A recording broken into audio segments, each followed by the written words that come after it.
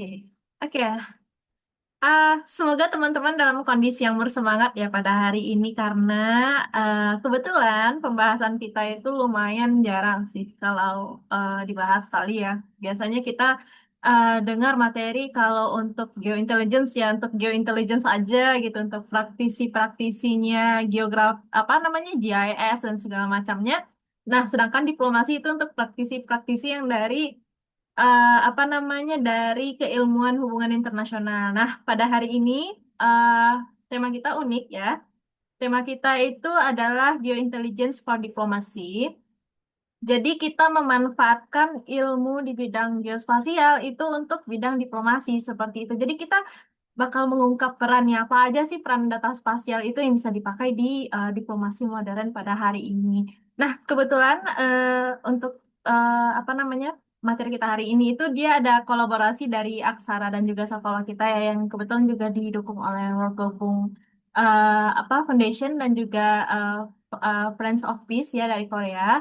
Jadi se, di samping sebagai disanalisnya Aksara, kebetulan juga saya dan ada juga punya tim itu merupakan bagian dari sekolah kita di bidang Digital Transformation on Youth Diplomacy for Climate Change and Environmental Protection. Nah, jadi sebenarnya sih berangkat dari ilmunya itu tuh nggak mau berhenti di kita aja nih gitu. Jadi ilmunya baik itu yang dari sisi geointelligence-nya dan diplomasinya itu mau disuarakan supaya kita sama-sama paham dan kita sama-sama mengerti nih skopnya bahkan bisa jadi luas banget nih dari geointelligence dan juga diplomasi bisa saling tergabung seperti itu. Nah, kita masuk dulu pembahasan satu persatu karena aku yakin pesertanya ini mungkin juga bukan hanya dari latar belakang geospasial ya, juga bukan dari latar belakang hubungan internasional saja. Jadi kita berkenalan dulu nih supaya nyatu dulu ilmunya gitu. Nah, eh, kita kata-kata geointelligence di judul kita. Jadi geointelligence itu apa gitu. Nah, seperti yang bisa kita lihat sama-sama di layar ya, geointelligence itu disiplin ilmu yang mengintegrasikan semua bentuk informasi berbasis lokasi. Jadi informasi berbasis lokasi ini apa? Jadi bayangkan kalau misalnya kita hidup di permukaan bumi itu dia punya karakteristik yang sendiri gitu. Dia punya dinamika yang terjadi di atasnya gitu. Nah, semua dinamika dan karakteristik itu digambarkan ke dalam suatu bentuk informasi yang bisa dibaca dan dipahami. Itulah yang disebut dengan informasi berbasis lokasi gitu. Nah, dia itu geointelligence ini tuh bagian dari ilmu geospasial ya. Nah, yang di dalamnya itu ada data apa namanya semua yang berkaitan dengan data spasial, data keruangan, citra satelit, peta dan lain-lain. Jadi eh, semua peta digital lah kalau misalnya kita sebut ya secara harfiah itu peta digital. Sederhananya itu seperti Google Maps yang teman-teman sering pakai pastinya itu merupakan bagian dari geointelligence karena dia memuat informasi berbasis lokasi di dalamnya yang gunanya itu adalah untuk memberikan wawasan kontekstual. Jadi apa sih yang bisa ditindaklanjuti dari pergeseran dari dinamika yang ada di sekitar kita gitu. Apakah itu bisa dilihat secara visual, apakah itu bisa dibaca dan segala macamnya gitu. Jadi dia apa namanya menggeser pendekatan tradisional yang lama ya kalau misalnya dulu orang-orang mengira-ngira mencatat saja tapi tidak bisa melihatnya. Nah, kalau geointelligence itu memberikan akses untuk memperhatikannya gitu untuk melihatnya seperti itu. Jadi kita tidak mengandalkan saluran kualitatif semata tapi kita menuju ke pendekatan yang lebih analitis dan didorong oleh data. Nah, dia ada tiga komponen utama. Yang pertama itu kayak ada imagery dan statistik ini untuk datanya. Jadi dia ada data spasial ya. Spasial itu mungkin kalau teman-teman yang masih asing bisa dibayangkan itu di mana ruang kita hidup itu disebut sebagai spasial gitu. Wadahnya di mana eh, makhluk hidup itu ada gitu. Di mana makhluk hidup dan beserta apa ya semua komponen yang melengkapinya itu ada. Nah, itu yang disebut dengan spasial. Nah, itu digambarkan dari tangkapan udara bisa gitu. Yang nangkap apa yang nangkap itu adalah satelit, biasanya seperti itu. Lalu ada statistik, dia didukung dengan data statistik. Biasanya sih awam ya kenal itu statistik mungkin kayak data kependudukan, data perekonomian, itu masuk ke bentuk data statistik seperti itu. Lalu ada interpretation intelligence. Nah, interpretation intelligence itu adalah bagian di mana kita bisa menginterpretasikan nih semua data informasi yang masuk di kitanya. Kita sambungkan semua informasi tersebut sehingga muncul sebuah wawasan. Wawasan tersebut yang berguna sebagai apa namanya landasan dari informasi yang mau kita bagikan ke orang luas seperti itu. Nah, biasanya dari geointelligence itu dikemas dalam bentuk geospatial information. Jadi informasi geospasial ya, bentuknya itu kayak sederhananya seperti peta memang. eh Coba bayangkan Google Maps, lalu ada Google Earth, ada juga kayak gambar-gambar eh, citra-citra atau peta-peta cuaca itu termasuk ke dalam geospatial information. Jadi semua informasi yang muncul di sana itu adalah bagian rekapan dari data mentah, imagery and statistik, lalu diinterpretasikan. Nah, muncullah data informasi geospasial seperti itu. Nah, ini untuk latar belakang geointelligence. Nah, lalu kita masuk ke diplomasi gitu. Nah, mungkin bagi kita ya, diplomasi itu adalah sesuatu hal yang ini yang bisa dilakukan oleh orang-orang hubungan internasional saja nih gitu. Atau kayak ya diplomasi itu yang kerja diplomat kayak gitu kan. Nah, jadi sebenarnya diplomasi itu tidak se apa namanya tidak se hitam putih itu gitu ya. Karena diplomasi itu sebenarnya lebih dalam daripada apa yang kita pikirkan. Dan surprisingly diplomasi itu juga berguna untuk kehidupan kita sehari-hari. Nah, mari kita mengenal dari diplomasi multi jalur atau biasanya sih ada bahasa istilahnya itu multi track diplomasi. Jadi diplomasi itu apa? Memang pada dasarnya diplomasi itu merupakan seni dan praktik yang mengelola hubungan, komunikasi dan perundingan. Biasanya sih antar negara ya. Kita mengenal ada hubungan bilateral dan multilateral dari dua negara dan juga banyak negara gitu. Itu bilateral dan multilateral. Nah, tapi ternyata diplomasi itu dia juga melekat nih ke kita gitu, ke kehidupan sehari-hari kita, ke pekerjaan sehari-hari kita juga gitu. Dia berkaitan dengan dialog, semua proses dialog, negosiasi, dan juga semua pendekatan yang tidak memakai cara-cara kekerasan seperti itu. Itu termasuk ke bagian diplomasi gitu. Jadi diplomasi itu ranahnya tidak internasional saja gitu, tapi juga ke lokal, bisa bahkan ke diri sendiri juga bisa. Nah, multi track diplomasi atau diplomasi multi jalur itu uh, dia membagi hubungan yang awalnya itu yang dalam skala besar itu hubungan internasional ya, ke dalam beberapa jalur lagi nih yang kecil-kecil gitu. Ada beberapa track di mana aktornya itu termasuk diri kita gitu. Dan dia punya aktornya sendiri, punya tujuan yang berbeda juga, caranya yang berbeda. Kenapa? Jadi supaya kita bisa mencapai solusi yang lebih komprehensif dan berkelanjutan dengan melibatkan seluruh spektrum masyarakat, bukan hanya elit politik. Jadi yang punya diplomasi ini bukan cuman pemerintah, bukan cuman diplomat, bukan cuman para ambasador, tapi bahkan masyarakat-masyarakat, para profesional, para akademia seperti kita itu juga bisa kayak gitu. Nah, dia dibagi dengan tiga juga jalur kunci. Yang pertama itu track satu diplomasi, jalur resmi. Ini yang biasa kita kenal dan umum banget dikenal oleh masyarakat awam, yang mana aktornya itu adalah para pejabat pemerintah, itu kayak diplomat, menteri, presiden, uh, dan lain-lain. Nah, sifatnya itu memang formal dan kalau misalnya dibawa ke PBB, kalau misalnya dibawa ke forum-forum internasional, memang mereka yang berbicara seperti itu. Nah, dia juga protokoler, ada apa namanya itu, ada eh, cara mereka sendiri juga, dan dia terikat secara hukum, jadi nggak bisa sembarangan seperti itu. Makanya ada profesi khusus untuk diplomat seperti itu. Nah, ini termasuk ke dalam track satu diplomasi kayak gitu.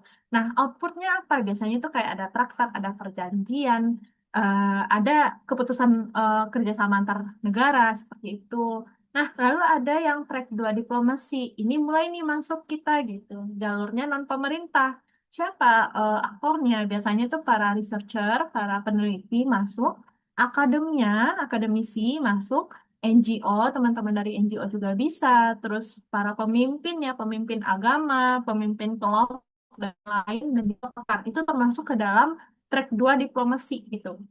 Nah, sifatnya itu sudah mulai informal, uh, mulai leluasa dan juga tidak mengikat gitu. Dia berfungsi sebagai pencari solusi kreatif yang membangun komunikasi di balik layar. Jadi uh, track 2 ini dia mendukung track satu diplomasi pada dasarnya. Kenapa? Karena eh, sebenarnya kan permasalahan yang ada di sekitar kita itu muncul ke ranah internasional itu pasti disuarakan dari yang kecil dulu kan, dari yang lapisan-lapisan bawah dulu gitu. Nah, makanya eh, si aktor-aktor ini dari track 2 diplomasi itu lebih ke menyuarakannya ke atas gitu, dia sebagai jembatan. Nah, baru kita sambung ke track 3 diplomasi. Lebih lebar lagi nih kerucutnya gitu. Jalur warga negara.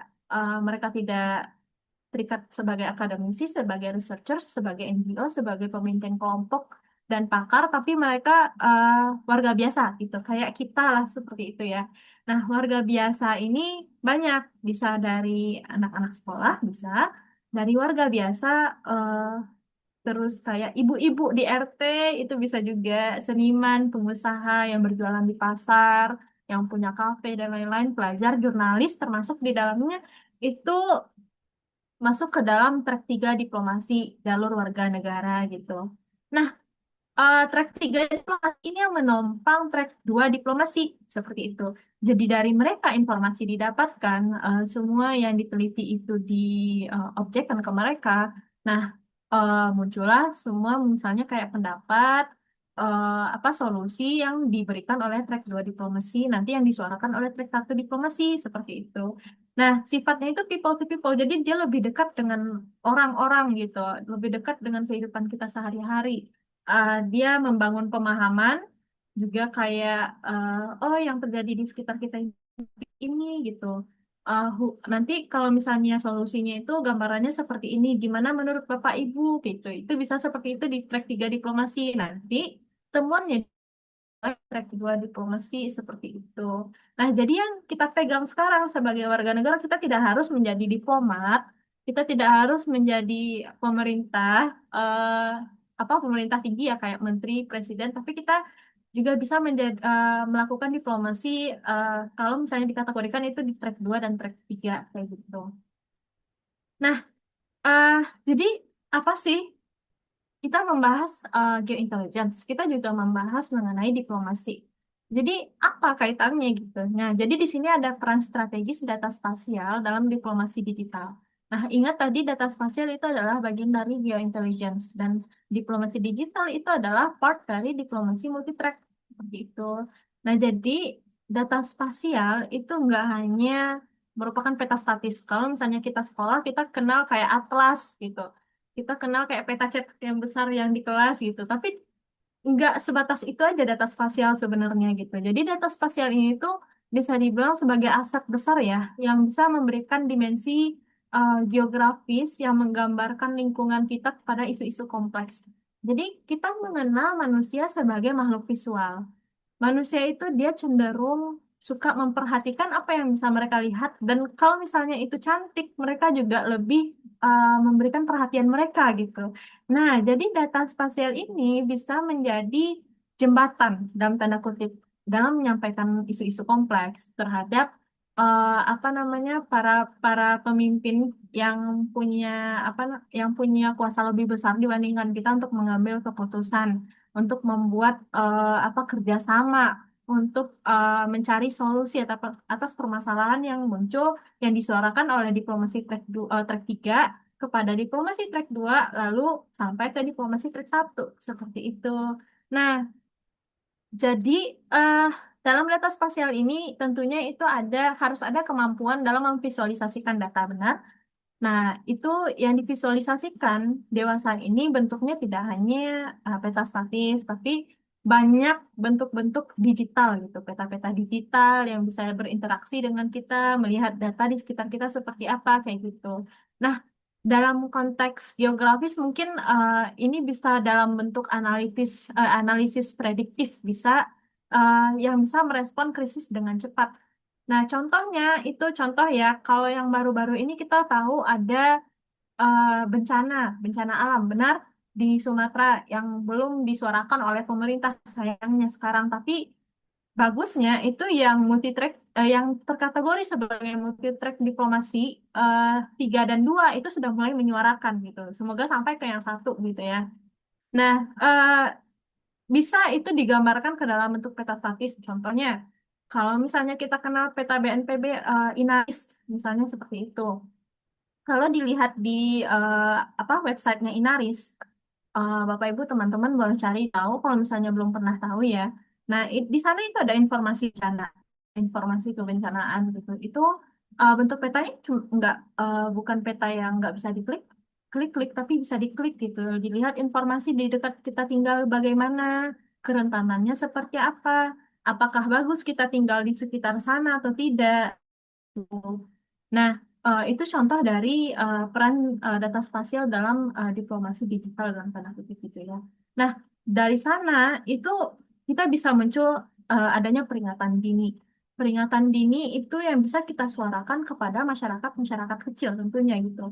Terus ini masuk di track diplomasi 3 ya. Jadi kayak ada peringatan dini nih, di sini tuh nggak boleh bangun bangunan sebenarnya karena tanahnya itu tuh apa namanya itu rentan likuifaksi terus atau kayak bisa kena longsor dan lain-lain itu termasuk ke dalam peringatan dini gitu.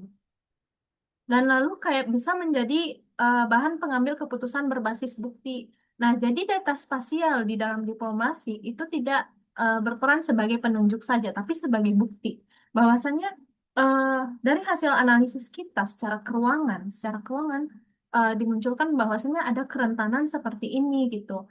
Ada potensi-potensi dari isu kompleks seperti ini gitu. Itu bisa dibaca dan menjadi basis pengambilan keputusan yang tidak hanya omon-omon, tapi didasarkan kepada data yang sudah ada dan juga buktinya gitu. Nah, lalu dari sana itu kita bisa memanajemen krisis dan memberikan bantuan terhadap isu-isu tersebut sepertinya bagaimana gitu. Jadi kayak solusinya gitu, diberikan solusinya dalam manajemen permasalahannya, mencari jalan keluarnya dan lain-lain. Nah, lalu lanjutlah ke diplomasi publik. Diplomasi di mana kita melakukan pendekatan ke masyarakat untuk bernegosiasi, untuk apa ya, menyuarakan ya, juga bisa berkampanye juga untuk ya ya menyuarakan lah isu-isu kompleks tadi dalam bentuk gambar visual yang mudah dimengerti oleh mereka gitu.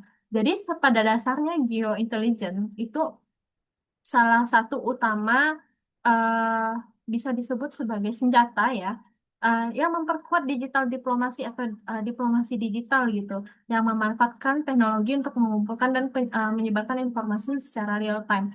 Mungkin kalau sekarang kita susah ngebayangin karena tadi aku bilang ada Inaris, ada BNPB, apa dari BNPB, dari BMKG biasanya juga mereka orang-orang banyak main dari BMKG gitu ya. Mungkin kita susah membayangkan, tapi nanti kita kasih contoh gimana geointelligence ini bisa bekerja untuk diplomasi seperti itu. Nah, ini kita masuk dulu ke dalam perspektif GIS dan data. Mungkin untuk teman-teman yang sudah berkecimpung di dunia geospasial sudah apa ya sudah paham dengan GIS dan data. Tapi untuk teman-teman yang dari sisi hubungan internasional mungkin agak asing gitu. Nah, jadi kita berkenalan dulu dengan perspektif GIS dan data. eh, ada kerangka analisis geointelligence yang berakar kuat pada GIS dan juga metodologi data science. Jadi GIS dan data ini apa gitu? GIS itu dibayangkan sebagai tools, aplikasi di mana kita mengolah data-data yang kita dapatkan. Data-data tersebut merupakan bentuk data kayak data statistik, data sosial itu biasanya SHP atau nah SAP ini tuh data yang ada bentuknya gitu kayak poligon, titik, garis atau data-data citra foto gitu. Itu yang termasuk ke dalam bentuk data spasial. Lalu ada juga data statistik tuh yang kayak kita tahu data demografi, data ekonomi, kayak sosioekonomi atau kayak data-data catatan-catatan tertentu nih kayak misalnya catatan-catatan luas-luas area tertentu itu juga termasuk ke dalam data statistiknya kayak gitu. Data segmentasi umur, data apa lagi ya? Bahkan kayak data perekonomian bentuk-bentuk penjualan dan segala macam untuk apa namanya tuh? komoditas tertentu itu juga termasuk ke dalam data statistik yang bisa dimasukkan ke dalam perspektif GIS dan datanya geointelligence kayak gitu. Nah, lalu semua data itu diolah menggunakan aplikasi sistem informasi geografis menggunakan metode metodologi data science kayak gitu. Nah, jadi semua yang kita gambarkan, semua yang kita suarakan itu terukur secara data kayak gitu. Nah, kerangka ini menyediakan proses terstruktur yang mengubah data mentah itu menjadi wawasan yang lebih strategis gitu. Ada tiga elemen kunci di sini. Yang pertama itu data gathering and fusion. Jadi kayak disebut sebagai pengumpulan data dan juga penyesuaian data gitu ya. Eh, itu bisa dari citra satelit, dari data GPS, data sensor, data demografi, dan data intelligence lainnya berupa data-data statistik. Itu termasuk ke data source-nya gitu. Peran GIS di dalam ini itu bertindak sebagai fondasi untuk mengumpulkan dan mengintegrasikan berbagai lapisan nih. Ini bayangkan seperti ini lapisan data-data spasialnya gitu ya. Jadi dia mengintegrasikan semua informasi ini ke dalam satu bentuk layer yang apa namanya tuh, yang merangkap semua informasi ini gitu. Nanti ditunjukkan contohnya gitu ya. Terus ada spasial analisis. Spasial analisis ini adalah teknik gimana semua data ini bisa diinterpretasikan. Banyak caranya. Bisa kayak heat mapping, hotspot ya kayak gitu, atau kayak interpolasi, scoring juga bisa, bahkan machine learning juga bisa gitu. Tujuannya itu mengidentifikasi pola, baik itu pola geografis, hubungan atau tren yang tidak terlihat dalam tabel biasa. Jadi nggak bisa cuma dibaca dalam bentuk tabel, nggak bisa dibaca dalam bentuk deskriptif, tapi harus ditampilkan. Nah, disitulah peran spatial analisisnya. Lalu yang terakhir itu adalah visualization and communication. Nah, outputnya itu bisa dalam bentuk peta interaktif, dashboard dan platform, animasi tiga dimensi, dan juga story maps gitu. Tujuannya apa? Mengkomunikasikan temuan kompleks secara visual agar mudah dipahami dan bisa dipakai untuk mengambil keputusan yang memiliki latar belakang yang tidak punya latar belakang teknis dan juga kayak ini data driven seperti itu. Berbasis terhadap data kayak gitu.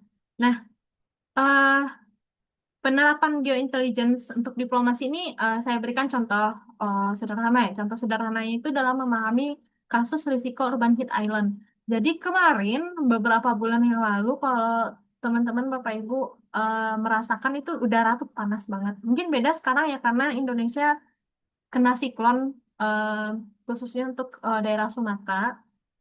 Tapi pada dasarnya beberapa bulan yang lalu itu udara memang panas banget gitu. Bahkan mungkin untuk orang-orang tertentu yang sensitif terhadap panas itu terkena penyakit panas gitu ya. Penyakit panas itu bisa dalam bentuk penyakit kulit, penyakit nafas juga bisa, dan lain-lain gitu. Nah, dari sana itu kan kita udah ngebayangin ada masalah nih. Masalahnya apa? Masalahnya itu ya cuaca panas itu gitu. Nah, cuaca panas itu kalau misalnya kita dalami lagi, ternyata banyak hal yang mempengaruhi cuaca panas tersebut gitu. Dan seharusnya ini juga berpengaruh terhadap iklim. Memang nggak langsung iklim global, tapi iklim lokal terkena, kayak gitu, sudah pasti.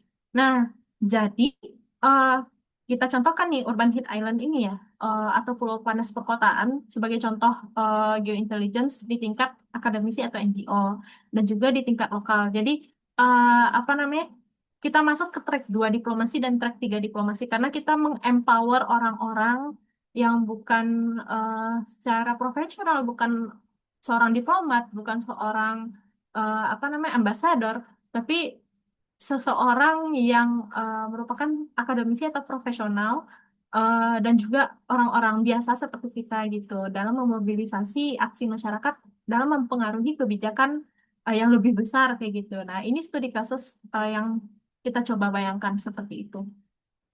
Nah, kan kita tadi membahas mengenai eh, fenomena cuaca panas itu ya. Nah, cuaca panas itu ternyata gimana dia bisa berdampak secara global, which is itu masuk ke dalam ranah diplomasi track 1 tentunya. Nah, karena apapun yang ada di atas itu berawal dari yang di bawah, gitu. Pasti kan kayak gitu. Contohnya eh, panas tadi. Panas tadi itu dia mempengaruhi iklim lokal, iklim yang mikro, kecil. Eh, nih. kalau misalnya dibaca dampak langsung yang dirasakan oleh warga itu yang kita rasakan. Itulah iklim mikro tersebut gitu. Karena suhu mikro yang intens meningkatkan risiko kesehatan dan menurunkan kualitas hidup. Mungkin Bapak Ibu teman-teman relate dengan hal ini kalau misalnya kita tinggal di wilayah-wilayah perkotaan. Di wilayah-wilayah yang tutupan lahannya itu tuh didominasi oleh semen-semen, oleh beton-beton seperti itu. Suhu udaranya lebih jelek, kesehatan masyarakatnya lebih rentan, kenyamanannya agak kurang, dan eh, seterusnya kayak gitu. Nah, dari iklim mikro ini, itu kejadian misalnya di satu kota, dua kota, tiga kota yang berdekatan. Contoh sederhana itu kayak Jakarta, Tangerang, dan juga apa ya, dan juga di area Jabodetabek lah gitu. Jabodetabek itu dikelilingi oleh kota-kota besar, tapi di sekitarnya juga masih ada area perdesaan, area rural gitu. Nah, panas yang dari perkotaan itu berpengaruh terhadap area-area di sekitarnya. Nah, itu masuk ke iklim lokal, iklim lokal. Nah, dari 3, 2, 4 titik kota-kota itu yang mempengaruhi iklim mikro, pergi dia ke iklim lokal gitu. Lebih besar lagi dampaknya. eh, Dia sudah mulai berinteraksi dengan atmosfer, sudah berinteraksi dengan ekosistem di sekitarnya, tidak lagi dibatasi oleh boundary apa namanya boundary administratif, tapi sifatnya itu sudah lebih menyebar kayak gitu. Nah, itu bisa mempengaruhi pola cuaca, kualitas udara secara lebih besar, bahkan ekosistem itu sudah bisa terpengaruh karena panas tersebut gitu. Nah, pola cuacanya sudah mulai aneh gitu, panasnya lebih lama atau hujannya jauh lebih lama. Kualitasnya udah menyebar juga nih. Jelas, kota, daerah desa-desa di sekitarnya juga terpengaruh pasti gitu. Ekosistemnya juga kayak misalnya yang bermasalah itu adalah daerah di sekitar mata air gitu, dan mata airnya itu tuh apa namanya eh, mengalir ya dalam bentuk sungai sampai jauh ke area-area pesisir gitu. Kalau misalnya eh, kawasan yang paling atas itu bermasalah, pasti ke bawah-bawahnya juga bermasalah dong gitu, dan itu berpengaruh terhadap ekosistem gitu. Eh, Bisa aliran sungainya itu tuh sudah tidak sesuai dengan ekosistem sungai kayak gitu ya, atau dia malah membawa penyakit itu juga bisa, dan itu banyak banget kejadian di daerah-daerah seperti Jabodetabek tuh. Nah, dari yang kecil seperti itu bayangin ada beberapa klaster area yang punya sifatnya sama gitu dengan Jabodetabek. Kalau digabungkan lagi itu bisa bermasalah terhadap iklim globalnya gitu, dampaknya global gitu. Karena satu kumpulan kota dan desa itu tidak hanya satu, tapi banyak gitu. Terakumulasilah dia menjadi energi yang besar gitu. Nah, itulah efek yang apa namanya tuh biasanya kayak dibahas-bahas dalam hubungan internasional yang udah pro ya, kayak COP kemarin itu yang membahas mengenai iklim globalnya, dan seterusnya gitu. PBB juga ada menyuarakan hal-hal seperti itu gitu. Itu akumulasi dari yang kecil-kecil tadi gitu. Nah, di sini ada kayak mereka membahas mengenai kebutuhan energi. Mereka udah mulai membahas mengenai emisi karbon gitu. Dan juga kontribusi globalnya dari mana gitu. Siapa yang negara mana nih yang memperburuk pemanasan global paling banyak gitu. Negara mana nih yang dosa-dosa apa namanya dosa-dosa emisinya paling besar seperti itu gitu. Jadi geointelligence itu dia eh, bisa memetakan nih kita dari skala kecil aja untuk memitigasi hal-hal yang seperti itu gitu. Jadi ini mendukung sebenarnya menjadi nilai strategis untuk mengkorelasikan apa sih dampak yang bisa muncul di sekitar kita. Bagaimana sih kita bisa memitigasi hal seperti itu dan menekan sebenarnya apa permasalahan-permasalahan isu-isu seperti itu gitu. Nah, mungkin untuk lebih bisa memahami tentu uh, di sini sih, geointelligence itu uh, membaca pattern dulu nih gitu, bagaimana dampak panas tadi itu terjadi gitu. Nah, di dalam sisi diplomasinya dampaknya itu tuh bisa jadi mempengaruhi lapisan yang banyak dan juga audiens-audiens yang lebih luas. Yang pertama itu sebagai, mungkin kita bahasnya dari nomor 3 ya. Kita nomor 3 ya. Dia memahami psikopatas lingkungan bagaimana. Lalu meningkatkan cara tentunya juga. Dan juga menjadi wadah komunikasi gitu. Yang mampu mengempower mampu menginterpretasikan, memberdayakan masyarakat melalui advokasi-advokasi yang bisa kita lakukan secara sederhana. Nah, dari sini bergerak ke nomor dua. Ke nomor dua ini adalah diplomasi tek 2 tadi. Mendapatkan akses terbuka ke data spasial untuk studi lanjutannya. Dari informasi-informasi yang kita tampilkan, itu mereka juga bisa merumuskan, oh sebenarnya yang terjadi di sekitar kita itu seperti ini loh. Kenapa? Karena fenomenanya pada dasarnya pada kenyataannya seperti ini. Ini dari data, ini dari apa yang terjadi di sekitar kita. Ini secara visual itu ditampilkan oleh para peneliti atau disuarakan oleh para NGO seperti itu. Nah, lalu dari akumulasi-akumulasi temuan tersebut itu muncullah apa namanya tuh kabar terhadap yang mengambil kebijakan di atas tentunya. Itu masuk ke diplomasi track satu. Mereka memperoleh wawasan berbasis data untuk memitigasi nggak hanya UI nggak hanya UI tapi banyak banyak tema tentunya. Nah, supaya lebih tepat sasaran. Nah, para para diplomat itu, para para ambasador atau para para apa namanya itu kayak orang-orang yang bersuara di forum internasional itu bisa menyuarakan hasil temuan-temuan dari peneliti yang peneliti ini dapatkan dari warga atau komunitas lokal seperti itu. Nah, contohnya kalau di Urban Heat Island tadi itu ada beberapa variabel yang menentukan kayak land surface temperatur, permukaan kedap air, area terbangun, kepadatan bangunan, indeks vegetasi, dan juga reflektansi permukiman. Ini contoh bahan-bahan yang bisa dipakai untuk analisis geointelligence, yang bisa dipakai untuk diplomasi, seperti itu. Nah, supaya kita lebih mudah memahami lagi, itu kita coba memahami korelasi geointelligence dan diplomasi dari sebuah platform. Nah, ini platformnya bisa dicek Bapak Ibu, mungkin sedikit apa ya peringatan ya loadingnya agak lama jadi ditunggu beberapa menit karena datanya lumayan besar mencakup Jabodetabek kebetulan ada sekitar 1.500.000 titik malah informasinya gitu. Nah, kenapa ini bisa menjadi bahan untuk berdiplomasi? Nah, kita berkenalan dulu tadi kita membahas mengenai ini ya, mengenai platform GIS tadi ya, data dan GIS. Nah, ini adalah salah satu contoh platform GIS. Kita makanya QGIS itu Bapak Ibu teman-teman. Di sini tadi ada beberapa variabel yang mempengaruhi tingkat panas di lingkungan kita seperti itu ya. Ada land surface temperatur, temperatur panas ya dari permukaan bumi. Nah, di sini terpusatnya di mana aja? Yang paling dingin itu 23 derajat, yang paling panas itu 35 derajat di sini. Di tengah-tengah kota ini paling panas 35 derajat Celcius ternyata. Di daerah pegunungan ini sampai ke 23 derajat. Lalu ada NDBI. NDBI ini adalah bangunan, kepadatan bangunan bisa dilihat di sini. Yang mana aja bangunan-bangunan padat gitu. Kalau misalnya mau lebih dekat seperti ini ya.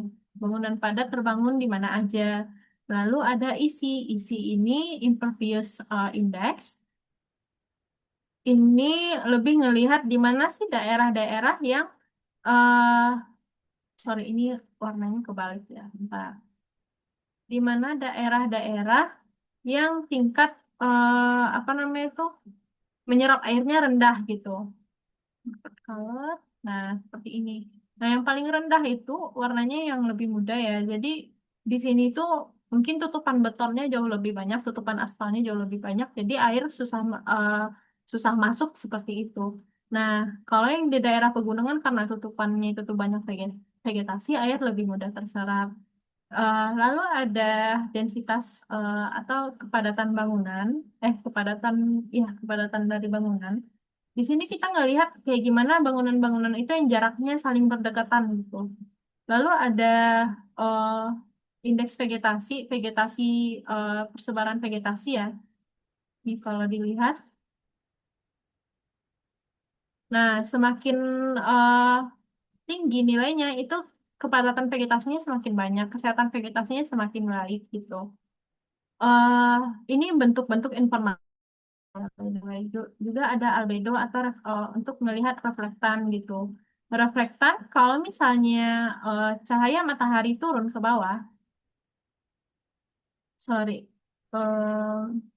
Nah, cahaya matahari itu sifatnya antara bisa dipantulkan atau tidak begitu ya. Nah, kalau misalnya nilainya itu semakin rendah, itu pantulan cahaya mataharinya apa lebih sifatnya lebih terserap. Kalau misalnya lebih tinggi itu lebih mudah terpantul. Contohnya kalau misalnya perbandingan antara kanopi hutan dan juga eh, apa namanya atap perumahan, yang mana yang lebih mudah memantulkan cahaya? Pastinya atap perumahan seperti itu. Nah, cuman ini bedanya tipis ya di sini ya. Tapi kita bisa lihat lah pada dasarnya yang warnanya lebih gelap itu dia lebih menyerap cahaya dibandingkan yang lebih terang kayak gitu. Lalu ada apa namanya tutupan lahan juga LULC ya, land use land cover. Eh, Mungkin yang warna kuning ini adalah permukiman, yang warna biru ini adalah perkebunan, yang warna apa biru biru apa namanya biru muda ini adalah eh, yang tertutup tertutup eh, tumbuhan dan seterusnya gitu. Nah, semua ini itu mengkomplementari atau saling melengkapi informasi yang bisa muncul menjadi informasi kerentanan indeks kerentanan panas perkotaan gitu. Nah, hasilnya itu seperti ini gitu. Nah, kita bisa tahu di mana daerah-daerah yang sangat rentan terpengaruh oleh dampak panas yang ditimbulkan oleh perkotaan-perkotaan besar seperti itu. Nih, kalau dilihat ya dari titik tengah-tengah ini tergradasi sampai ke ujung. Yang kuning-kuning ini itu daerah-daerah yang lumayan hangat, apalagi yang warna orange ini ya, yang terpengaruh oleh daerah yang sangat panas. Kita bayangkan dengan api. Api kalau misalnya di tengah-tengah, itu kalau misalnya kita semakin dekat dengan api tersebut, kita ngerasa lebih hangat kan. Kalau kita lebih menjauh dari api tersebut, rasanya lebih dingin. Nah, seperti itulah yang terjadi dalam dinamika perkotaan gitu. Eh Seperti ini gitu ya. Nah, ini itu pada dasarnya bisa jadi bahan advokasi, bisa jadi bahan negosiasi, dan bahan mitigasi untuk orang-orang di sekitar kita gitu. Nah, dalam bentuk penyampaiannya seperti apa? Apakah cukup dalam bentuk peta seperti ini saja? Ada kalanya cukup, ada kalanya juga tidak. Tapi karena kita berbicara mengenai diplomasi, ini kurang cukup sebenarnya. Mungkin cukup dijadikan sebagai evidence. Tapi kalau untuk langkah, ini kurang cukup lah gitu. Kalau untuk menjadi langkah pergerakan gitu. Nah, di sini kita bisa mencoba membuat suatu bentuk platform geointelligence gitu, Bapak Ibu teman-teman. Seperti ini gitu. Nah, jadi semua datanya itu diekspor uh, dan juga bisa menjadi beberapa data komplementari ya yang saling melengkapi informasinya. Ada indeks risiko panas yang bentuknya titik, ada juga yang bentuknya poligon ya seperti ini.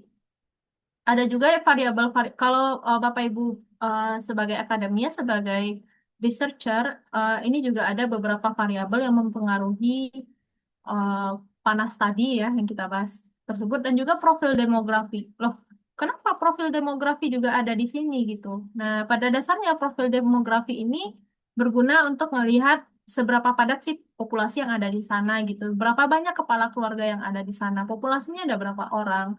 Orang-orang yang dalam kategori rentan terhadap panas ada berapa orang juga gitu. Di sini kayak ada usianya cuma 0 sampai 9 tahun itu anak-anak dan juga 60 sampai di atas 74 tahun itu untuk orang-orang lansia gitu. Nah, pada dasarnya eh, dampak panas itu lebih sensitif dirasakan oleh anak-anak dan juga para lansia gitu. Banyak kasusnya orang-orang yang terkena heat stroke itu tuh yang umurnya sangat muda atau sangat tua seperti itu. Nah, ini itu bisa menjadi bahan mitigasi Bapak Ibu teman-teman untuk mencari tahu di sekitar kita tuh ada apa sih, gimana sih dampaknya, gimana sih rentannya panas itu terjadi di sekitar kita. Nah, contohnya di sini kita bisa masukin alamat ya. Misalnya kita cari tahu tempat kita tinggal seperti apa. Misalnya aku cari Bendungan Hilir misalnya. Di sini kebetulan aku tinggal gitu ya. Nah, kita tunggu loadingnya dulu. Nanti dia akan mencari lokasi di mana kita tinggal. Nah, di sini nih, ini kawasan Bendungan Hilir. Ternyata didominasi oleh titik-titik panas gitu.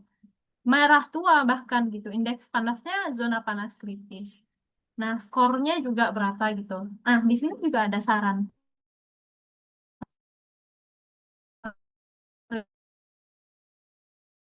Suatu bentuk apa namanya tuh platform yang bisa dijadikan bahan untuk kita menyuarakan nih di sekitar kita tuh kita harus bergerak seperti apa. Kita memberantas iklim seperti apa dan dampaknya ini tuh juga bisa disuarakan secara dari skala yang lebih kecil sampai ke skala yang lebih besar seperti itu. Nah, kalau misalnya ini sangat berat ya, ini juga ada bentuknya poligon, kotak-kotak. Ini akumulasi dari beberapa titik yang ada ya rata-ratanya. Kita bisa ngelihat nih di daerah kita tuh termasuk ke zona yang seperti apa kayak gitu. Nah, ada variabelnya juga di sini kalau dilihat ya. eh Ternyata untuk albedonya berapa, building density-nya berapa, dan segala macam. Ini datanya berguna untuk para peneliti yang mau melakukan penelitian lanjutan gitu untuk daerah-daerah yang terkena risiko panas perkotaan seperti itu. Nah, untuk melihat profil demografinya juga bisa.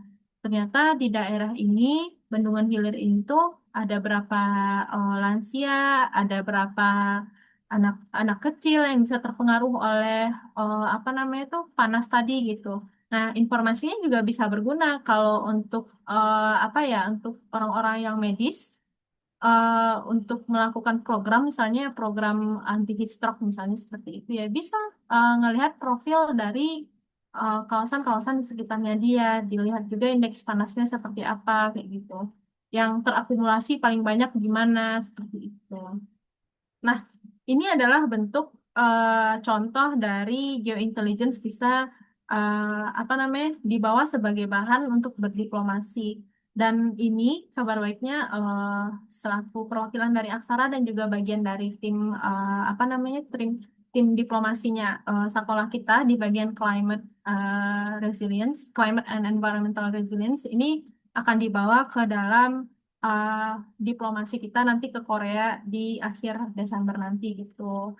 Ini menjadi bahan dari kitanya, menjadi suatu pertimbangan di mana kita bisa memitigasi isu-isu krusial di sekitar kita, kita memberikan solusi dan kalau misalnya boleh berharap lebih lagi ini menjadi bagian dari bagian dari apa namanya itu landasan keputusan yang bisa dibentuk di daerah-daerah yang terpengaruh seperti itu. Nah, Bapak Ibu teman-teman, sebelum menutup webinar kita, aku izin ya. Jadi untuk platform ini, oh ya kalau misalnya mau belajar bikin platformnya juga nggak susah. Sebelum kita masuk ke bagian selanjutnya, itu kita makainya Kepler GL ya. Kepler GL ini open source, bisa dipakai demo. Cuman catatannya kita punya akun Mapbox dulu. Lalu nanti untuk mengintegrasikannya sebagai aplikasi platform itu bisa pakai Netlify app untuk mempublikasi eh, apa namanya nih peta peta peta kita gitu. Nah, sebelumnya itu mungkin aku mau apa namanya itu mempromosikan dulu sedikit ya mengenai aplikasi ini, mengenai platform ini. Itu nanti aku share ada survei penggunaan platform Urban Heat Island. Tujuannya apa? Tujuannya itu adalah menggambarkan seberapa seberapa bagus sih ini menjadi suatu bentuk apa ya namanya media untuk berdiplomasi gitu teman-teman. Eh, nah di sini tuh ada survei penggunaan platform Urban Bit Island-nya.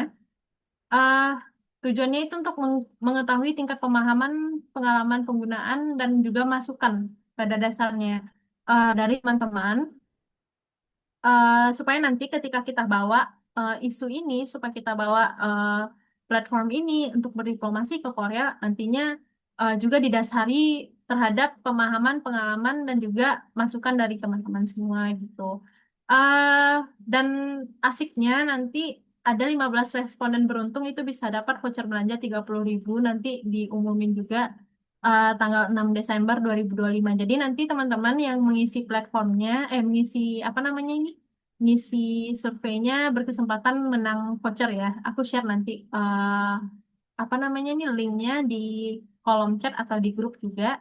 Jadi bisa diisi gitu. Nah, kita lanjut ke presentasi tadi. Nah, jadi kata penutup dari aku, where data meets global strategy. Jadi harapannya semua strategi-strategi yang berlaku di sekitaran kita, baik itu yang dari diplomasi track 3 sampai diplomasi tadi, itu didasari pada data. Karena pada dasarnya hari ini, dewasa ini, kita tidak cukup mengambil keputusan hanya dari apa yang kita lihat aja gitu, tapi harus dari apa yang terjadi benar-benar terjadi dan itu direkap dalam bentuk data. Ada basis buktinya seperti itu. Dan kita bisa mengempower diplomasi dari insight-insight spasial dan mendefinisikan bagaimana dunia yang mau kita gambarkan ke depannya seperti itu. Oke, mungkin materinya sampai sana. Aku kembalikan ke Mbak Alda. Oke, terima kasih banyak Mbak Arin atas ilmunya luar biasa. Tidak terpikir kalau diplomasi itu bisa di view intelijen gitu ya rekan-rekan semua. Jadi terima kasih ilmunya, suatu kebanggaan sih saya bisa menyimak ilmu dari Mbak Arin juga. Bagi rekan-rekan ini kita akan ada sesi tanya jawab bagi rekan-rekan yang mungkin ingin bertanya, berdiskusi, menanyakan konfirmasi ulang terkait tadi materinya, silakan feel free untuk langsung on mic saja ya rekan-rekan semua agar bisa jelas juga Mbak Arin menyampaikannya. Silakan rekan-rekan yang mau bertanya bisa langsung raise hand aja. Apakah ada? Ini rekan-rekan mudeng banget atau mudeng aja gitu? Boleh di-react dulu mungkin ya rekan-rekan. Atau Atau sebenarnya kita, atau kita tanya juga Mbak, ini latar belakangnya dari mana? Pakai geospasial atau enggak gitu? Itu betul betul juga. betul betul. Iya nih, siapa tahu malah dari anak Visipol gitu kan. Karena ada, Iya. silakan Kak Altaf boleh langsung on mic aja. Eh, Suara saya kedengaran tidak? Terdengar jelas. Saya ingin bertanya, jika jika kita ingin memetakan morfologi perkotaan, indikator-indikator apa saja yang uh, harus dipilih untuk memetakan morfologi tersebut? Hmm. Gimana Mbak Alda langsung jawab? Ya, silakan Mbak Rin. Oke, Mas Altaf, terima kasih pertanyaannya. Sebelumnya aku mau konfirmasi dulu. Ini untuk morfologi perkotaan dalam cakupan apa dulu nih gitu? Mau lihat kepadatannya kah atau mau lihat sebarannya atau gimana? Jadi sebenarnya karena saya punya skripsi yang berjudul Pengaruh Morfologi Terhadap UHI, saya ingin minta saran gitu. Eh, Bagaimana menurut Anda tepatnya eh, apa saja yang harus dipetain untuk membuktikan kalau morfologi itu ada pengaruhnya terhadap UHI sih. Itu sih. Oke, Terima kasih. oke, oke Mas Altaf. Oke, kebetulan ya sesuai dengan contoh kita, contoh studi kasusnya. Jadi Mas Altaf, untuk UI itu pada dasarnya yang harus kita petakan, harus kita ketahui itu dulu ada beberapa nih. Ini yang penting sih kalau dari pertimbangan aku ya, kayak ada land surface temperature. Land surface temperature ini itu adalah suhu, tapi dipengaruhi oleh permukaan apa tutupan permukaan buminya. Jadi ketika permukaan itu tuh ditutupi oleh bangunan dan juga vegetasi itu kemungkinan kemungkinan besar sih temperaturnya itu juga terpengaruh. Nah, ini menjadi bobot paling besar ya karena dia paling kuat meningkatkan panas. Terus yang kedua itu ada permukaan kedap air. Nah, permukaan kedap air itu juga terpengaruh dari tutupan lahannya. Tutupan lahannya apakah dari beton, apakah eh, lahan gundul, atau ada vegetasinya itu juga berpengaruh. Dia bisa meningkatkan panas ketika impervious surface-nya tinggi gitu. Permukaan kedap airnya tinggi. Lalu ada normalized difference build-up index atau indeks bangunan biasanya. Dia juga meningkatkan panas. Kenapa bisa meningkatkan panas? Karena eh, ketika indeks bangunannya tinggi, otomatis di sana banyak bangunan, lahan-lahan terbangun gitu. Lahan-lahan terbangun memantulkan panas dari matahari. Memantulkan panas dari matahari itu kemungkinan di udara juga tertangkap kan panasnya, juga meningkatkan panas. Lalu ada building density, kepadatan bangunan. Semakin padat bangunan, juga panas juga semakin terperangkap. Karena apa juga? Ketika bangunan padat, Manusianya juga padat. Manusia juga mengeluarkan panas ya dari badannya. Belum lagi dari yang dipantulkan eh, oleh udara tadi gitu. Nah, ini juga meningkatkan panas dan bobotnya juga tinggi. Nah, tapi ada juga kita harus mengimbangi bobot-bobot eh, yang bisa menangkal panasnya. Bisa jadi kayak indeks vegetasinya. eh, Ketika vegetasinya makin banyak itu bisa menurunkan panas karena ruang teduh juga banyak dan angin juga lewat kan. Terus albedo reflektansi permukaannya. Ketika reflektansinya itu tuh rendah, jadi itu tuh juga bisa menurunkan panas gitu. Bobotnya eh, lebih kecil juga gitu. Nah, inti dari semua ini untuk menghitung urban heat island itu dalam memorfologikan apa namanya UHI ini, memorfologikan perkotaan tadi itu adalah land use dan land cover. Nah, ketika kita dapat data land use dan land cover tersebut, itu kita juga bisa ba- banyak sih juga bisa memperhitungkan dari semua-semua ini gitu. Intinya sih sebenarnya dari sana dan citra satelitnya seperti apa juga gitu. Mungkin itu Mas Altaf atau mau ada yang mau dikonfirmasi dulu? Saya ingin bertanya itu bedanya NDBI dan BD itu apa? Oke, kalau NDBI itu lebih ke di mana kawasan-kawasan terbangun di apa ditemukan gitu. Nah, karena kan daerahnya itu tuh luas ya. Ada kawasan yang terbangun, ada juga yang enggak. Nah, NDBI itu bertugas sebagai pendeteksi yang mana lahan yang terbangun dan juga yang mana enggak. Kalau BD, Building Density itu melihat kepadatan bangunannya.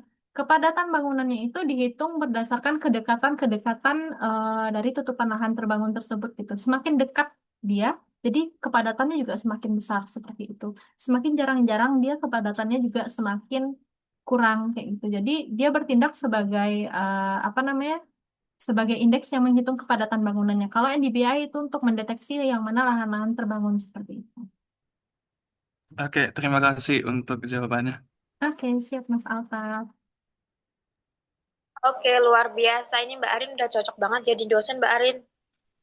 Doakan Amin, ya, Mbak amin. Arin. Doakan bersama, Mbak Arin. Semoga nanti bisa berprofesi, berkiprah jadi dosen. Oke, Amin.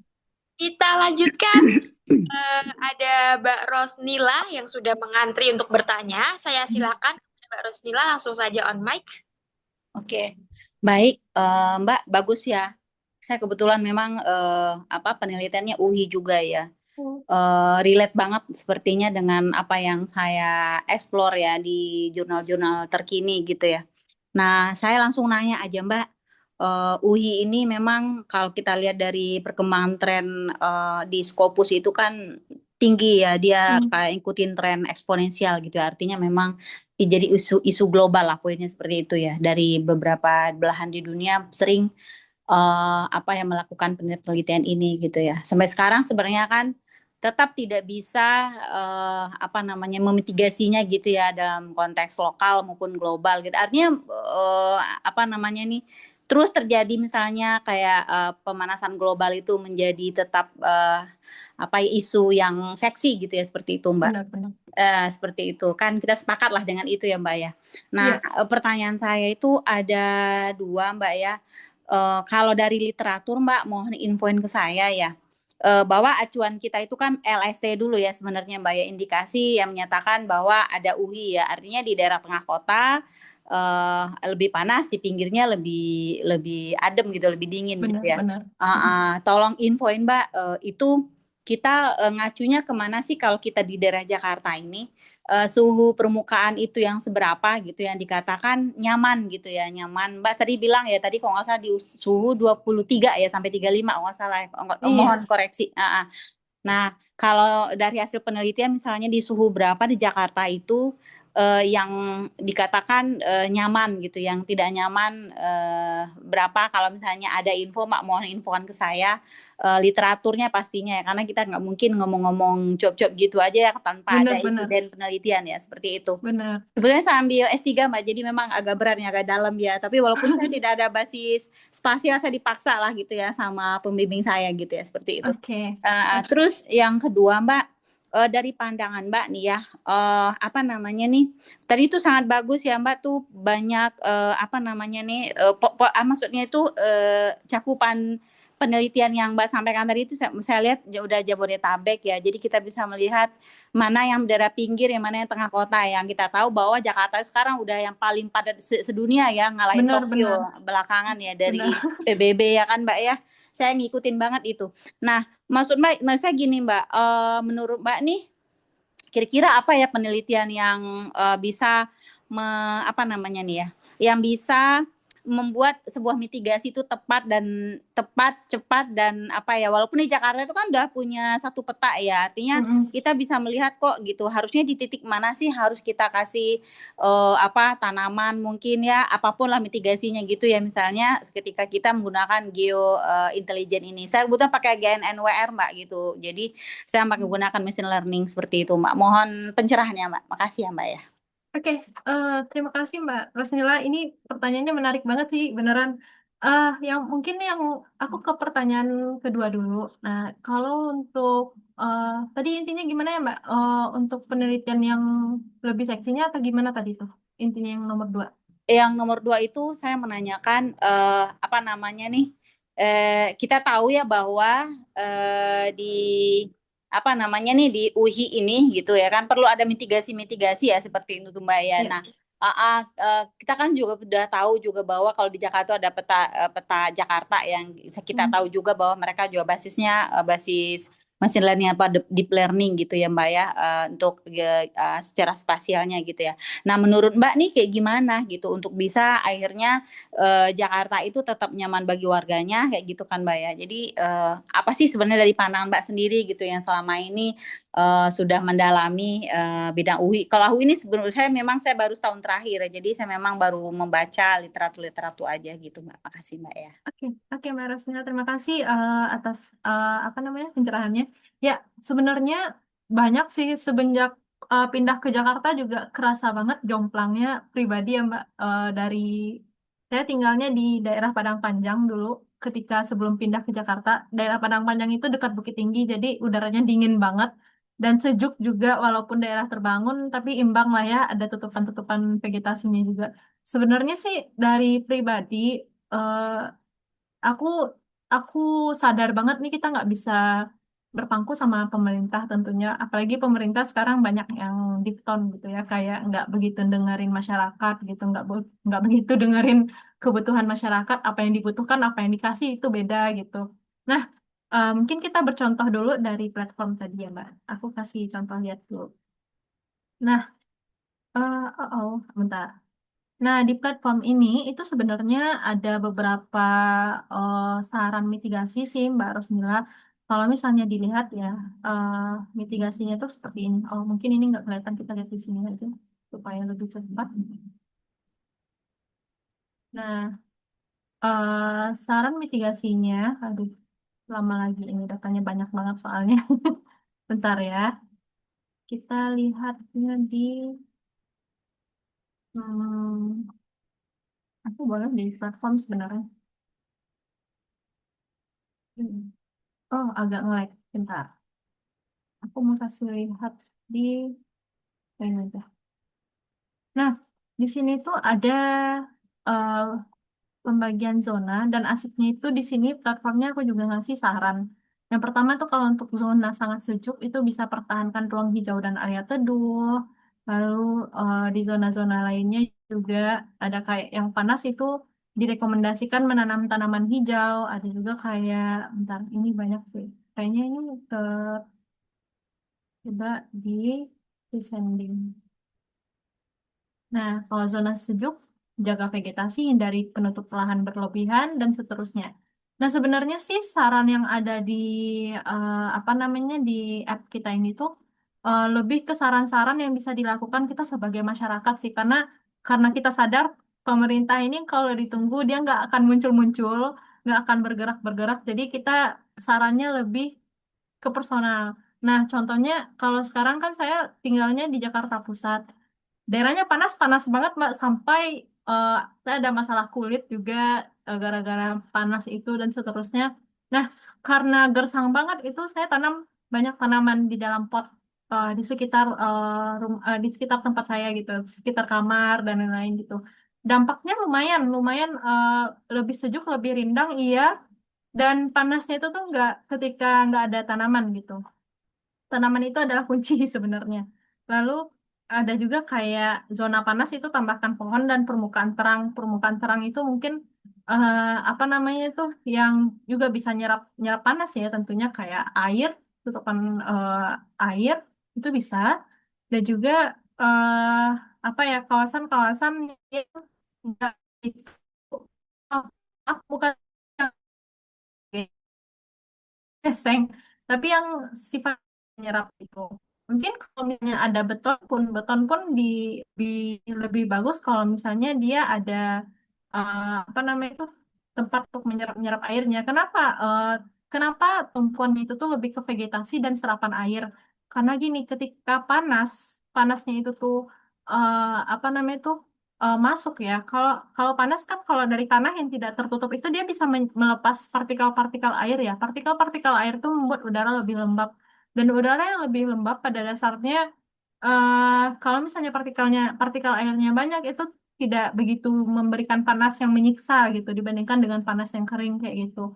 Nah, makanya untuk apa tutupan-tutupan yang berbeton pun itu diusahakan ada tempat untuk menyerap airnya gitu. Dan yang paling penting itu sebenarnya memang tanaman.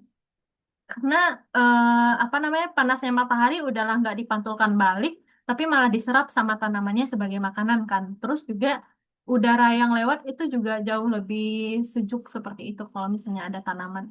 Eh, Sebenarnya ini semuanya itu tuh nggak yang saran-saran untuk pemerintah gitu, tapi saran-sarannya lebih bersifat pribadi gitu Mbak. Karena ya gimana tadi pemerintah kalau diharapin nggak bakal bisa diharapin kayak gitu. Nah, eh, bayangkan kalau misalnya satu orang melakukan saran ini gitu.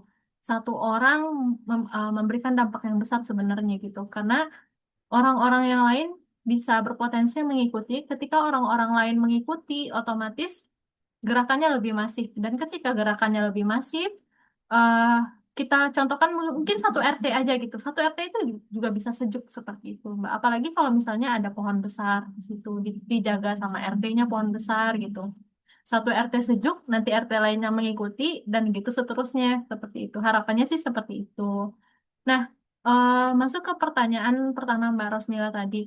Mengenai variabel-variabel urban heat island, ya memang yang paling berpengaruh itu land surface temperature pada dasarnya seperti itu. Karena apa? Hmm, karena ya suhu itu kan pastilah ketika suhu panas, yang lain-lainnya juga ikut panas gitu ya.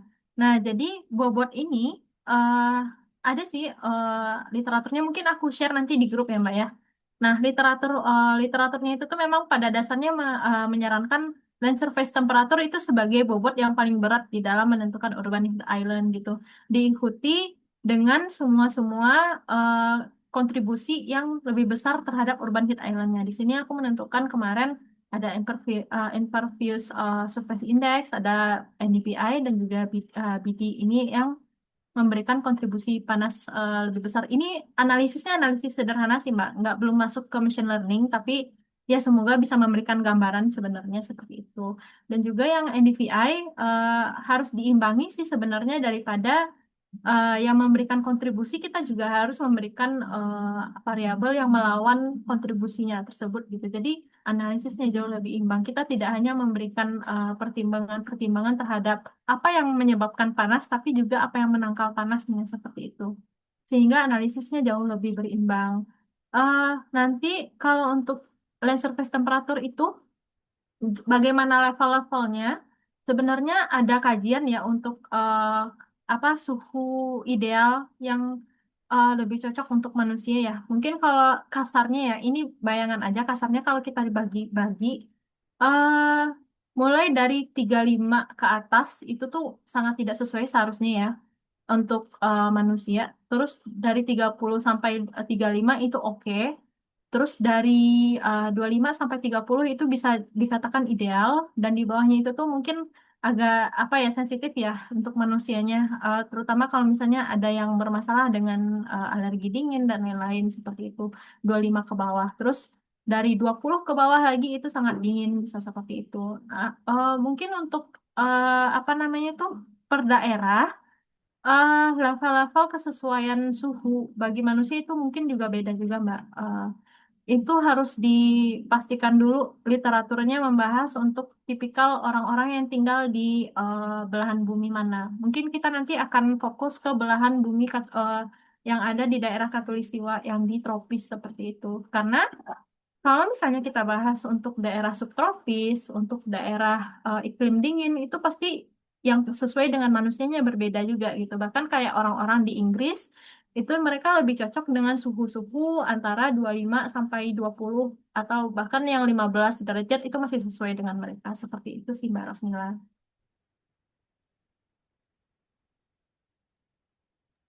Makasih ya, Mbak. Oke, siap Mbak. Oke, terima kasih kepada para penanya dan juga Mbak Arin. Mungkin satu pertanyaan lagi ya Mbak Arin. Boleh? Kak Fikran, silakan langsung on mic aja. Baik, terima kasih atas kesempatan yang diberikan. Sebelumnya, perkenalkan nama saya Fikran Basri, mahasiswa geografi dari UNM. Sebelumnya saya ucapkan terima kasih dan luar biasa sekali kepada Kak Arin atas pemaparan materi yang luar biasa, khususnya mengenai geointelligence dan eh, perannya di dunia diplomasi. Nah, saya mungkin ingin meminta saran kepada Kak Arin karena kan geointelligence ini suatu hal yang sangat menarik. eh, Kak. Dan saya juga sekarang kan statusnya sebagai mahasiswa dan kebetulan sangat tertarik untuk mengembangkan di bidang ini. Melihat juga dari pemaparan materi yang tadi disampaikan sama Kak Arin. Nah, kalau Kak Arin sendiri kira-kira rekomendasinya untuk mahasiswa seperti saya ini yang ingin mengembangkan atau tertarik di bidang ini, itu kira-kira seperti apa ya Kak workflow belajarnya? Apa-apa saja sekiranya checklist yang harus bisa dikuasai oleh kami-kami ini supaya bisa mengembangkan lebih jauh ke depannya. Seperti itu mungkin Kak. Terima kasih. Oke, oke, terima kasih Mas Fikran. Aku langsung jawab ya Mbak Alda. Yap, silakan. Oke, untuk workflow belajarnya supaya bisa sampai ke tahap seperti ini ya Mas Fikran ya. Sebenarnya sih bukan yang gimana-gimana, cuman atas dasar kemauan kita dulunya gitu. Nah, karena gimana ketika orang nggak ada kemauan belajarnya itu agak susah gitu. Nah, dan ketika kita ada kemauan belajar itu yang lainnya sebenarnya ngikut gitu. Nah, untuk workflow belajar, yang pertama itu Mas Fikran cari tahu dulu, Mas Fikran minatnya di mana, untuk pembahasan apa, dan juga mau dikaitkan kepada apa. Nah, itu dulu. Terus yang kedua, ketika udah tahu nih sukanya bahas apa, eh, tujuannya mau sampai mana. Nah, bisa cari tahu untuk bidang tersebut yang mendukung itu kemampuan apa aja. Kalau untuk orang-orang geospasial pastinya kemampuan GIS dan juga kemampuan data itu tuh mereka harus bisa gitu kan. Pelajari semua aplikasi-aplikasi GIS, metodologi-metodologi juga dipelajari dan juga eh, gimana kita mengkomunikasikan data itu yang penting. Terus yang ketiga, ketika udah bisa, nah rajin-rajin mengasah lagi gitu, asah-asah analisisnya. Caranya cari studi case, terus juga cari tahu metodologi, itu belajar-belajar menganalisis. Intinya nggak usah semuanya diembat, tapi apa yang kita minat itu yang kita ahlikan, seperti itu. Nah, lalu mungkin apa ya, bercermin dari akunya kali ya kenapa dari geospasial perginya ke diplomasi. Itu dari hobi juga. Nah, temukan hobinya Mas Fikran kalau bisa juga disambungkan sama minat belajarnya. Ketika mungkin misalnya saya punya minat dengan diplomasi itu dari dulu sekolah gitu ya, dengan hubungan internasional. Nah, kebetulan ketika kuliah masuknya ke bidang geospasial gitu. Dan minat pembahasannya sih sebenarnya di konservasi dan juga di lingkungan gitu. Nah, itu yang diperdalam terus. Mungkin bagi beberapa orang beda ya. Ada yang minatnya lebih ke bencana, ada yang minatnya lebih ke uh, sumber daya alam, ada yang minatnya jauh beda-beda juga. Dan ya, kita nggak perlu menguasai. Sebenarnya bukan nggak penting, tapi kalau yang untuk pribadi mendalami sih nggak terlalu, jangan fokus ke yang bidang-bidang lainnya dulu gitu. Kuasai yang bidang kita suka, kita pegang gitu. Jadilah ahli di bidang yang kita suka seperti itu. Baru masuk nanti ke hal-hal lain yang menjadi complementary. Complementary itu pendukungnya gitu. ketika misalnya nih kayak saya tadi masuk kuliahnya di bidang geospasial gitu. Ketika sudah ahli di geospasialnya, jemput lagi tuh hobinya ada di mana, sambungkan dengan hobi tersebut seperti itu. Contohnya kalau misalnya hobi dengan semua seluk-beluk apa pengetahuan hubungan internasional, cari jalan di mana eh, kemampuan kita itu bisa bermanfaat di sana seperti itu, sih, Mas Fikran.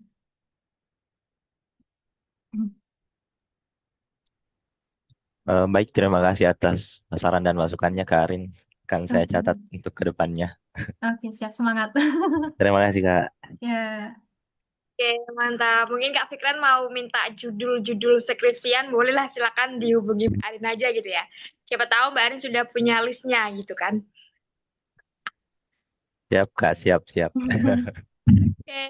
Terima kasih Kak Fikran dan rekan-rekan semua yang sudah antusias untuk berdiskusi.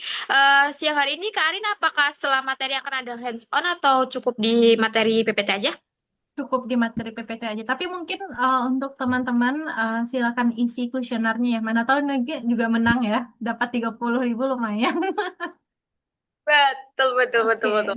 Oke, siap. Terima kasih Mbak Arin juga pada siang hari ini. Sepertinya untuk sesi diskusi kami cukupkan terlebih dahulu. Tapi tidak tidak menutup kemungkinan bagi rekan-rekan yang mungkin nanti mau bertanya, berdiskusi ulang melalui grup yang sudah kami sediakan. Silakan, tidak perlu sungkan, tidak perlu malu-malu, karena Mbak Arin sangat welcome untuk menjawab dari pertanyaan rekan-rekan semua. Siapa tahu nanti Mbak Arin mau ada proyekan atau mungkin rekan-rekan butuh masukan dari Mbak Arin, silakan. Boleh di calling aja Mbak Arin, ya rekan-rekan semua. Oke. Oke, Mbak Arin, sebelum saya tutup, ada dari Mbak Arin yang disampaikan terlebih dahulu. Untuk teman-teman yang mau berdiskusi lebih panjang ya, itulah gunanya grup ya. Jadi feel free kalau misalnya mau berdiskusi di grup, nanti kita akan berdiskusi lebih panjang di sana. Semoga nanti ke depannya kita bisa apa ya lebih memperdalam ilmu kita ya ke dalam bidang geospasial ini dan juga diplomasi bahkan. Nah, untuk teman-teman nanti yang mau memperdalam ilmu mengenai geospasialnya bisa mengikuti pelatihan dari Aksara. Kalau misalnya untuk yang bidang diplomasinya bisa mengikuti program dari sekolah seperti itu. Kayak gitu Mbak Betul Alda. sekali. Dua marketingnya ya selalu fun gitu ya. Oke, baik rekan-rekan, sebagai penutup ini saya mohon izin bagi rekan-rekan yang berkenan untuk on cam ya. Kami akan ada foto bersama sebagai kenang-kenangan. Siapa tahu nanti di jalan bertemu Mbak Arin gitu kan, ada buktinya Mbak Arin. Saya dulu pernah ikut webinarnya Mbak Arin gitu kan. Ini buktinya gitu kan rekan-rekan semua. Silakan bagi yang berkenan untuk on cam, saya mohon kesediaannya untuk on cam terlebih dahulu. Mbak Arin, karena saya terbatas device-nya, mohon bantuannya Mbak Arin. Oke. Oke, siap. Terima kasih rekan-rekan yang sudah on cam. Saya tunggu. 3, 2, 1. Oke, yuk rekan-rekan. Mbak Arin, mohon bantuannya, akan saya hitung dalam hitungan ketiga. 1, 2, 3. Oke, lagi. Satu. Bentar, Mbak. Aku itu dulu gambarnya. Siap, siap, siap, siap, siap. Oke, satu lagi. Oke, 1, 2, 3. Oke, terima kasih banyak Mbak Arin dan rekan-rekan semua yang sudah antusias berdiskusi pada siang hari ini, sudah berkenan di hari akhir pekannya untuk belajar bersama Aksara dan juga sekolah kita. Semoga apa yang kami sampaikan dan sajikan bisa bermanfaat, dan tentunya semoga silaturahimnya tidak terputus hanya pada hari ini saja. Silakan dimanfaatkan grupnya yang sudah ada. Nanti untuk recordnya akan kami unggah di YouTube-nya Aksara Lab. Kurang lebih nanti untuk linknya akan kami infokan juga di grup yang sudah ada nih rekan-rekan semua. Untuk siang hari ini, saya mewakili Aksara juga mohon maaf, tentunya dari penyelenggaraan kami masih jauh dari kata sempurna. Semoga kedepannya kami bisa menyelenggarakan webinar yang dengan topik yang lebih baru lagi ya rekan-rekan semua. Silakan untuk di-follow juga biar tidak ketinggalan informasi pelatihan-pelatihan dari Aksara seperti itu. Saya Alda Aulia Muhammad undur diri. Terima kasih sekali lagi untuk Mbak Arin dan rekan-rekan semua. Sampai jumpa di lain kesempatan. Selamat siang. Terima kasih.